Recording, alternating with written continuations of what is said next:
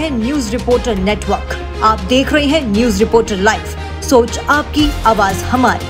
नमस्कार, मैं हूं आपके साथ शबनम अमगाई। स्वागत है आपका न्यूज रिपोर्टर नेटवर्क में। खबरों की शुरुआत करेंगे, लेकिन उससे पहले नजर डालेंगे सुर्खियों पर। अल्मोड़ा सड़क हादसे के बाद पौड़ी और रामनगर आरटीओ सस्पेंड। सादगी से मनाया जाएगा राज्य स्थापना दिवस, सभी कार्यक्रम रद्द। पूर्व मुख्यमंत्री हरीश रावत पहुंचे एम्स, घायलों से मुलाकात कर जाना हाल। गंगा आरती ने मोहम्मद, आशुतोष राणा के शिव स्त्रोत ने जीता दिल। खबरों की शुरुआत करेंगे उत्तराखंड के अल्मोड़ा में सोमवार को हुए बस हादसे के बाद धामी सरकार एक्शन मोड में नजर आ रही है। घटना के कुछ ही घंटे बाद मुख्यमंत्री पुष्कर सिंह धामी ने पौड़ी, गढ़वाल और रामनगर के आरटीओ को सस्पेंड कर दिया है। वहीं सीएम धामी ने कहा कि अल्मोड़ा बस हादसे की मजिस्ट्रेट जांच कुमाऊं कमिश्नर को सौंप दी गई है। सोमवार को बस हादसे पर मुख्यमंत्री ने मंगलवार को सचिवालय में कुमाऊं कमिश्नर और अन्य अधिकारियों के साथ एक बैठक भी की, जिसमें कुमाऊं कमिश्नर दीपक रावत को घटना के संबंध में जांच रिपोर्ट जल्द तैयार करने के निर्देश दिए गए हैं। इसके अलावा हादसे से पहले जिन पुलिस चौकियों से होकर बस गुजरी थी, उस पर तैनात लापरवाह पुलिस कर्मियों की भी जिम्मेदारी तय की जाएगी। सितारगंज के अमरिया चौराहे पर उत्तराखंड का सबसे ऊंचा 208 फीट ऊंचा तिरंगा सितारगंज विधायक और कैबिनेट मंत्री सौरभ बहुगुणा ने फहराया। इसके साथ ही सितारगंज के अमरिया चौराहे का नाम तिरंगा चौराहा रखा गया। वहीं तिरंगा फहराने के दौरान राष्ट्रगान गाया गया। इसके साथ ही काफी भारी संख्या में क्षेत्रवासी मौजूद रहे। मिली जानकारी के मुताबिक सितारगंज के अमरिया चौराहे पर फहराए गए तिरंगे की ऊंचाई 208 बताई जा रही है। वहीं तिरंगे को लगाने में लगभग 38 लाख रुपए का खर्च आया है।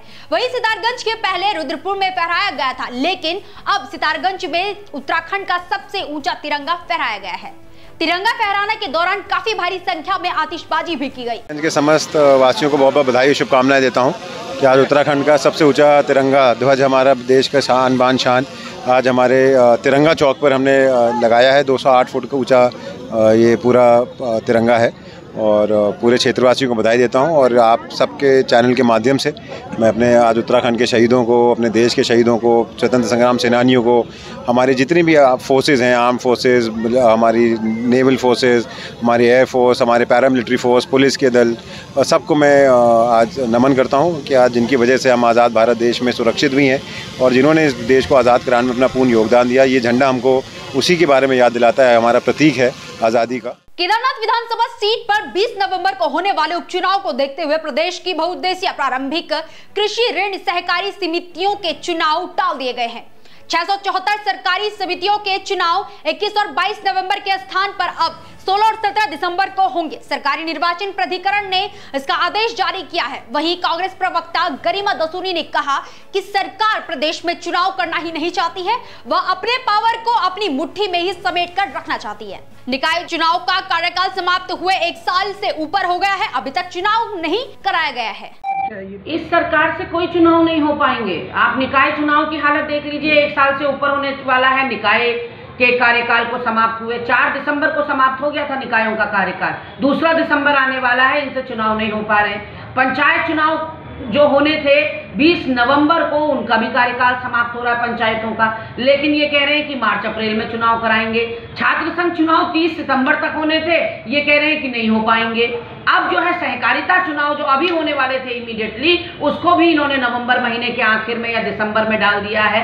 तो अब कुल मिला के सिर्फ यही नतीजा निकलता है कि इस सरकार से कुछ नहीं हो सकता, ना कोई निर्णय लिया जा सकता है, ना ये चुनाव करा सकते हैं। इनसे लेम एक्सक्यूजेस जितने भी बनवा लीजिए, क्योंकि इनका भरोसा न लोकतंत्र में है, ना संविधान में है। हम पहले दिन से कह रहे हैं कि ये लोकतंत्र के हत्यारे हैं।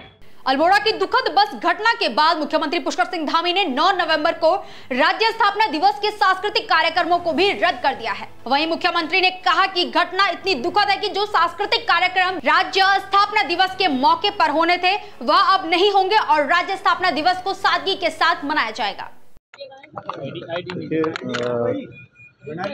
ये घटना बहुत ही दुखद घटना है और इस प्रकार की घटनाओं की पुनरावृत्ति न हो, इसके लिए जो है जो प्रेस बैरियर लगाए जाने थे, हम उसकी भी समीक्षा कर रहे हैं। कमिश्नर कुमाऊं इसकी मजिस्ट्रियल जांच कर रहे हैं। तो साथ में जहां जहां से ओवरलोड होकर जो ये गाड़ी निकली है, उन चौकियों की भी जो है हमने कहा है कि उन चौकियों का भी जो है पूछताछ करके अगर कहीं कोई दोषी पाए जाते हैं उन पर कार्रवाई की जाए। बाकी जो लोग इसमें दोषी हैं, जो विभाग संबंधित हैं, उस पर पूरी कार्रवाई करेंगे और जो व्यवस्थाएं कमी हैं उन व्यवस्थाओं को करेंगे। अभी तो हमारा ये है कि जो घायल हैं उनको अच्छा इलाज मिले और जल्दी से जल्दी वो स्वस्थ हों और जो जिन परिवारजनों ने अपने परिवार के लोगों को, आत्मीयजनों को खोया है, निश्चित रूप से उनके लिए बहुत बड़ा कष्ट है। आज हमने कहा है सभी हमारे जिलाधिकारी उन सभी परिवारों की चिंता करेंगे, जाएंगे और हर संभव जो भी सहायता हो सकती है सरकार उसमें कर रही है। मंगलवार को प्रदेश कांग्रेस मुख्यालय में उत्तराखंड कांग्रेस की मुख्य प्रवक्ता गरिमा मेहरा दसूनी ने कीर्तिनगर मामले में बड़ा खुलासा किया है। उन्होंने बताया कि बीते 27 अक्टूबर को कीर्तिनगर कोतवाली क्षेत्र के अंतर्गत जाखड़ी ग्राम सभा में नाबालिग लड़की को भगाकर ले जाने की घटना घटी। वह देवभूमि को शर्मसार करने वाली घटना है। उन्होंने कहा कि राज्य में अपराधियों को डबल इंजन की राज्य भाजपा सरकार और उत्तराखंड पुलिस का कोई डर नहीं है। वहीं 28 अक्टूबर को पुलिस प्रशासन की मौजूदगी में बीजेपी बजरंग दल के कार्यकर्ताओं द्वारा कीर्तिनगर बाजार में तोड़फोड़ के साथ साथ पुलिस के खिलाफ नारेबाजी की गई। उक्त घटना में एक स्थानीय युवा भी सम्मिलित पाया गया, जिसका नाम पुलिस के द्वारा अपनी प्रेस वार्ता के माध्यम से राकेश भट्ट बताया गया है, जिसके द्वारा सोशल मीडिया में स्वयं को विश्व हिंदू परिषद और बजरंग दल का भीमपुरा कोटा का अध्यक्ष बताया गया है। उपरोक्त व्यक्ति भाजपा का कीर्तिनगर में सक्रिय सदस्य है, जिसकी सोशल मीडिया में भाजपा का और स्थानीय विधायक का प्रचार करते हुए कई तस्वीरें भी उपलब्ध है। देखिए 27 अक्टूबर को एक बड़ा मामला कीर्तिनगर से सुनने को मिला, जिसमें कि एक लड़की भगाकर उसका धर्मांतरण करने की कोशिश, धर्म परिवर्तन करने की कोशिश बताई गई और ये अल्पसंख्यक समुदाय की ओर से हिंदू लड़की का धर्म परिवर्तन का मामला पूरा बताया गया। 28 को पुलिस प्रशासन की मौजूदगी में हिंदू संगठनों ने वहाँ तोड़फोड़ का प्रयास किया और लगातार जो है वहाँ की जो स्थिति थी वो तनावपूर्ण बनी रही। लेकिन अब आप देखिए कि समाचार पत्रों में खबर आ रही है, जिन लोगों की गिरफ्तारी या जो लोग नामजद किए गए हैं उसमें 2 लोग तो अल्पसंख्यक समुदाय के हैं, लेकिन एक नाम चौंकाने वाला है। वो नाम है राकेश भट्ट राखी का, जो कीर्तिनगर भाजपा इकाई में कार्यकर्ता है। ये विश्व हिंदू परिषद और ये इनकी फेसबुक आईडी है। ये बजरंग दल के और विश्व हिंदू परिषद के कार्यकर्ता स्वयं को बता रहे हैं। इनकी कई अगर आप इनके खंगालेंगे सोशल मीडिया अकाउंट्स तो आपको वहाँ के स्थानीय विधायक के कार्यक्रम बताते हुए आप ये दिखाई पड़ेंगे। और तो और इनके नामजद होने के बाद ये भी बताया जा रहा है कि स्थानीय विधायक पुलिस प्रशासन पर जोर डाल रहे हैं, दबाव डाल रहे हैं अपने कार्यकर्ताओं का नाम हटवाने के लिए, उनको छुड़वाने के लिए। लेकिन लड़की भगाने के मामले में यह है वहाँ के कीर्तिनगर के पुलिस प्रशासन का प्रेस नोट। इस प्रेस नोट में भी वो राकेश भट्ट का नाम बता रहे हैं। 3 मुख्य आरोपी जो पुलिस प्रशासन ने बताए हैं उसमें ये बजरंग दल और विश्व हिंदू परिषद के भी राकेश भट्ट का नाम है। जिला मजिस्ट्रेट अधिकारी संदीप रावत ने मंगलवार को राजनीतिक दलों के पदाधिकारियों की मौजूदगी में ईवीएम वेयरहाउस का मासिक निरीक्षण किया है। निरीक्षण के दौरान ईवीएम और वीवीपैट मशीनों का डबल लॉक में सुरक्षित पाई गई हैं। जिला मजिस्ट्रेट ने वेयर हाउस में विद्युत व्यवस्था, सीसीटीवी कंट्रोल रूम, साफ सफाई और सुरक्षा व्यवस्थाओं का जायजा लेते हुए जरूरी दिशा निर्देश दिया है। वेयर हाउस में ईवीएम निरीक्षण करने के दौरान पूरी प्रक्रिया की फोटो और वीडियोग्राफी की गई है।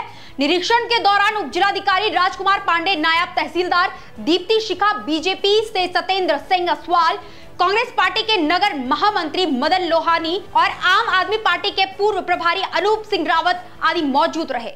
फिलहाल खास खबरों में इतना ही। देखते रहिए न्यूज रिपोर्टर नेटवर्क। धन्यवाद। अगर आप हमारे चैनल पे नए हैं तो चैनल को सब्सक्राइब करें और साथ ही बेल आइकन को प्रेस करें ताकि उत्तराखंड की कोई भी अपडेट मिस ना हो पाए।